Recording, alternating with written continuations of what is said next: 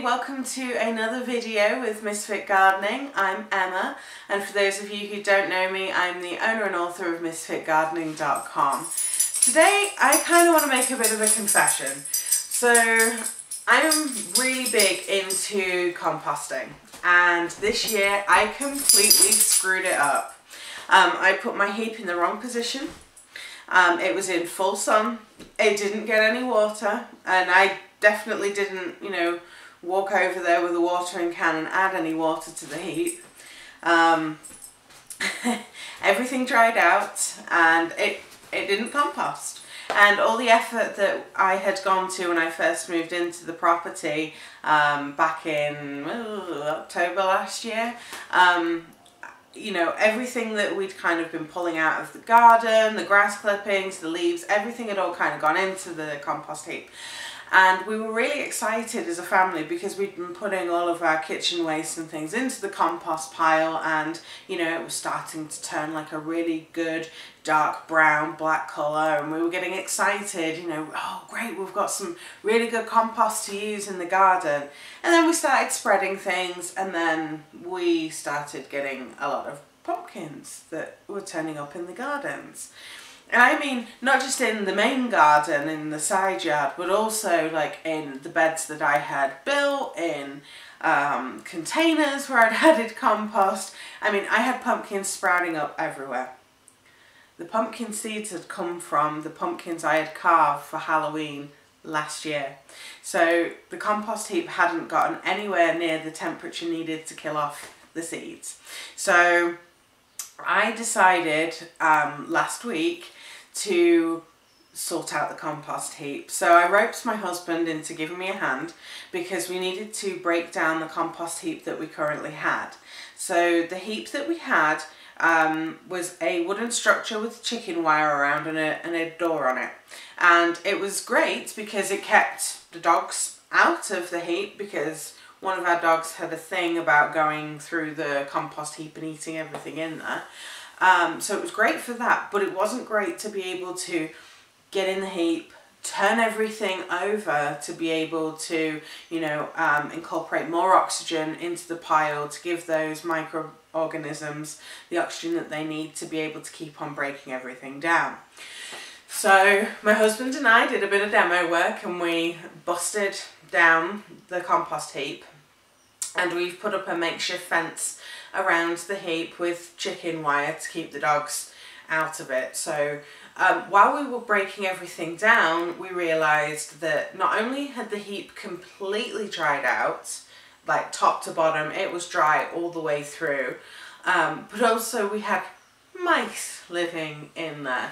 And not just one or two mice, there was about 10 plus mice, and then there was baby mice in there. So unfortunately we had to deal with those rodents, because the last thing that I want on the property is a sustained population of vermin. And the reason being is I don't want them sort of coming over to the chicken coop, getting in the chicken feed, passing on any of their viruses and pathogens and things that they normally carry. So we had to deal with those. And once we'd got all of the dried matter out of the compost heap, the first thing that we had to do was wet everything. And luckily the secondary water where I live, so that's water that isn't treated as culinary, it's not safe for drinking, it's just coming straight from the reservoir down. So that was still on at the time, so I was able to lead a hose out of there and just wet it for a few hours, because it was super dry. And I feel terrible living in the environment that I do, using so much water on my gardens and things to be able to get things started. Like, I try not to water my gardens every day, I try to do it maybe twice a week. And we currently have overhead sprinklers, which I don't like, and I want to switch to kind of drip irrigation systems, but the climate that I live in, that has challenges as well, because they degrade very rapidly in the environment that I live in. So after I'd wetted everything, my husband and I decided that we were going to bury the Bokashi waste that we'd been working on. So I had a Bokashi bin that was completely full and had been kind of left fermenting for a few days.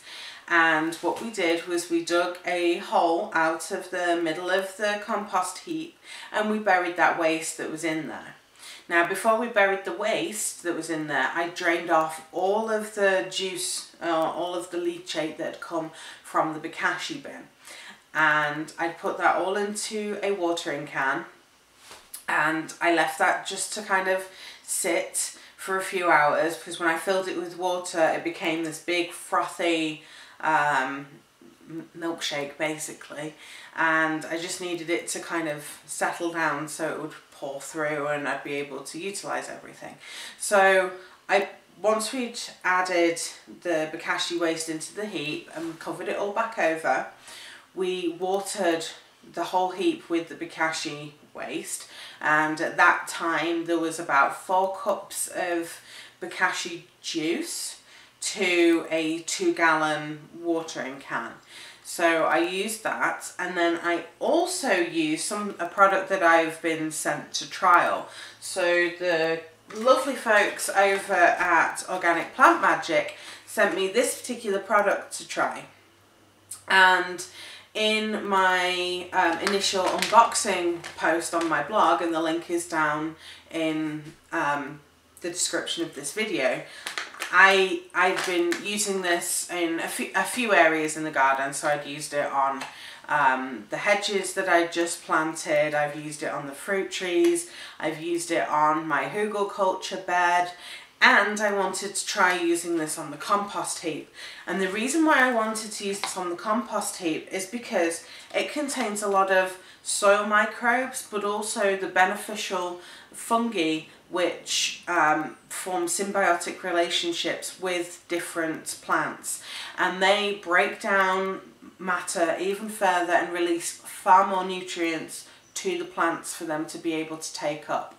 So I know that by having lots of these fungi in the compost heap, they're going to be able to break down more of that matter that is actually in the heap to be able to have it compost a lot quicker. So I used a tablespoon per gallon, so 2 tablespoons in a 2-gallon watering can of this material, and I watered it all over the heap. And I did that twice. I didn't put, 2 times, I didn't do like 4 tablespoons of this stuff into the watering can, but what I did do is any residual that was in the watering can, I made sure I sluiced that all out and then poured that again all over the compost heap. So that was about a week ago. Let's go take a look and see what it actually looks like outside, because I think you might be surprised. Okay. So everything got covered in plastic, well, in a tarp, just to try and keep some of the moisture and things in. And apologies in advance if we find any critters. I am an absolute wuss, so I will scream like a little girl.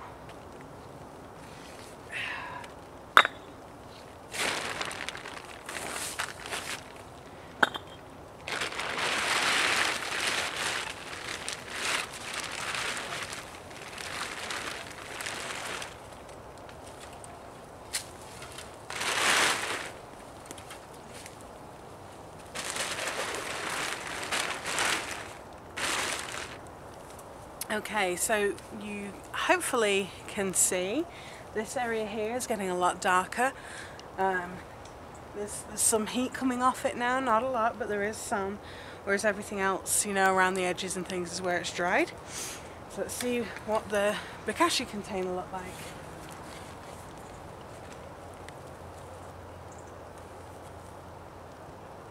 Wow. I don't know if you can see that very well, but there is steam coming off here, which is a good sign. You want the heat to be doing that. Oh yeah. Okay. wowzers. Oh, that'll be good on a cold day. So this white stuff that's here, this is the mycelium from various fungi and things, and it's fungi which are one of the main staples of being able to have, you know, good strong crops and things. You know, they enable to have a lot more nutrients and things being available to the plants in the soil. So this has done a really good job. I'm really pleased with this so far. So definitely, if you have a problem with a compost heap and it's not working very well, Bokashi and Bokashi waste composting will get everything kick-started. It does smell a bit now, you know, like a normal compost heap would. Oh, and it's raining. But you know, it's not too overpowering. And again, you know, I've just disturbed the heap. This was in the middle of the heap and I couldn't smell anything before. So good job, Bokashi and Organic Plant Magic. You've got my compost heap working again. Thank you.